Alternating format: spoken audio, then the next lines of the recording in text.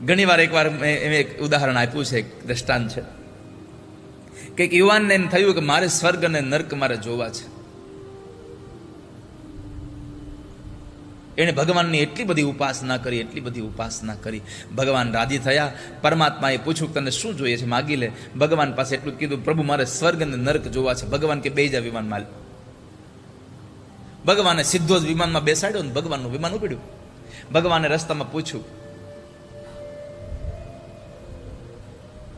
પેલા શું જોવું છે, સ્વર્ગ જોવું છે કે નર્ક? પેલા માણસે વિચાર કર્યો કે મેં સાંભળ્યું છે કે સ્મૃતિઓ છેલ્લી હોય આપણને રહેતી હોય છે. એક કામ કરો, તમે મને પેલા નર્કમાં લઈ જાઓ, પછી સ્વર્ગમાં લઈ જાઓ. સ્વર્ગની સ્મૃતિ અમને સારી રહે. ભગવાનનું વિમાન ઉપડ્યું, ગયું સીધું.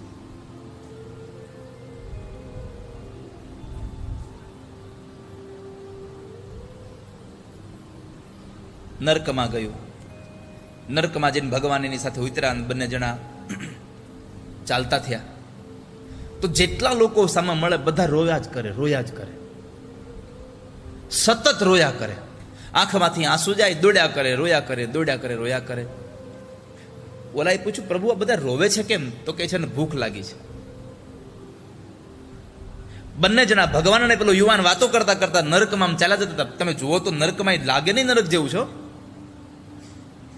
સુગંધિત પુષ્પોના એટલા બધા બગીચાઓ, એટલી સરસ સરસ બધી વ્યવસ્થાઓ, સ્ટ્રીટ લાઇટો હતી હારી, બેસવાના એવા સરસ બાકડાઓ હતા. કોઈને લાગે જ નહીં આ નર્ક છે, એટલું સરસ આમ વાતાવરણ. પણ બધા રોયા કરે. એમાં બરાબર ભોજનાલયનો મોટો એક ખંડ આવ્યો, જ્યાં મોટા મોટા તપેલાઓની અંદર સરસ મજાના પકવાન બનતા હતા. ઘણા બધા પકવાન બનાવીને ગોઠવાઈ ગયા હતા.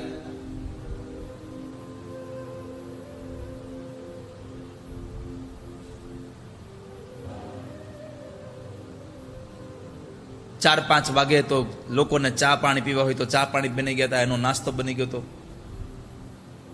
સરસ મજાના વડાપાવ મૂક્યા હતા. ગઈકાલે, આજે નહીં.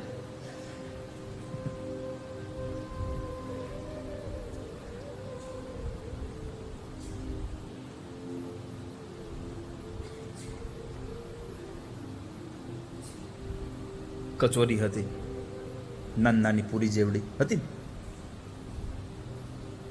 હું નથી ગયો પણ મને ખબર હતી. ખાખરા હતા,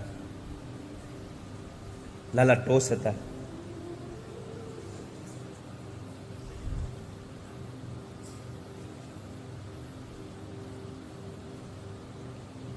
તો બનાવેલું બધું, પણ કોઈ જમી ન શકે. આ યુવાને પૂછ્યું ભગવાનને, પ્રભુ તમે કહો છો કે આ બધાને ભૂખ લાગી છે, આ આટલું બધું બનાવ્યું છે તો ખાતા કેમ નથી?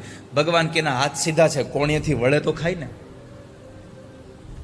આ હાથ આમ વળવો તો જોઈએ, હાથ વળતા જ નહોતા તો ખાય કેમ? એટલે બધા રડે છે. આ બધું જોયું. ત્યાંથી ફરી પાછું ભગવાનનું વિમાન ઉપડ્યું, પેટ્રોલ ને બધું પુરાવીને. ત્યારે આટલી બધી અછત નહોતી ત્યાં. ઉપડ્યું અને ભગવાનનું વિમાન વળી પાછું સ્વર્ગમાં ગયું. સ્વર્ગમાં જઈને વિમાન ઉતર્યું. બધા લોકો હસે, આનંદ કરે.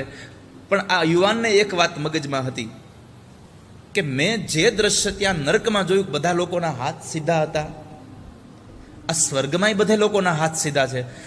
તો આવું કેમ? ઓલા લોકો રડતા હતા, આ લોકો અહીંયા હસે છે. એટલે આણે ભગવાનને પૂછ્યું, પ્રભુ જેવું નર્કમાં જેવા બગીચાઓ હતા, નર્કમાં જેવી બધી દુકાનો હતી, નર્કમાં જેવું બધું બેસવાની વ્યવસ્થા, એવી જ વ્યવસ્થા સ્વર્ગમાં છે. નર્કના લોકોના હાથ સીધા હતા, સ્વર્ગના લોકોના હાથ સીધા છે. પણ તફાવત તો એટલો છે, ખાલી ઓલા રોતા હતા ને આ હસે છે. આનું કારણ શું? આ લોકોને ભૂખ નહીં લાગતી હોય? ભગવાન કે લાગે છે ને. તો પછી આ ભૂખા નહીં થતા હોય, આ કેમ નથી રડતા? ભગવાન કે જમી લે છે એટલે. અરે પણ સીધો હાથ જ હોય તો જમે ક્યાંથી? વાત જ સાચી છે, હાથ સીધો હોય તો જમે ક્યાંથી? ભગવાન કે હાલ બતાવું.